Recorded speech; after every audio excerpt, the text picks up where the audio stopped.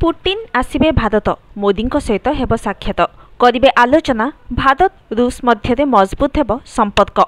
खूब शीघ्र पुटिन भारत को आसिबा नहीं रशियार वैदेशिक मंत्री सर्गेई लाव्रोव सूचना दैछन्ति। रूस राष्ट्रपति पुटिन भारत गस्त पई समस्त प्रस्तुति चलीथिला से कहिछन्ति।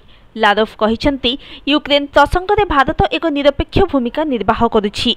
आलोचना माध्यम विवाद समाधान लगी अपील करिछन्ति मोदी सरकार। एथिपाई भारत सरकार तथा प्रधानमंत्री नरेंद्र मोदी को धन्यवाद देवा सहित रूस राष्ट्रपति भारत गस्त उभय देशर द्विपाक्षिक संपर्क को सुदृढ़ करिबो बोली एक वीडियो वार्ता कहिछन्ति।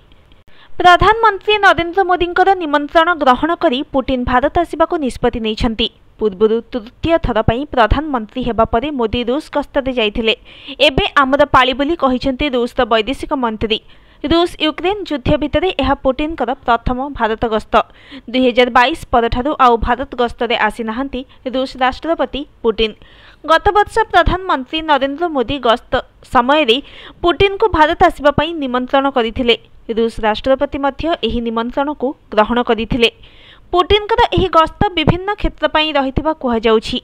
मोदी सहित सामरिक शक्ति वाणिज्य क्षेत्र में द्विपाक्षिक आलोचना करिवे पुटिन। खाली एतिकी नुहे 2030 को दृष्टि रखी नुआ अर्थनैतिक रोडमैप प्रस्तुत करिवे एही दुई देशर मुखिया।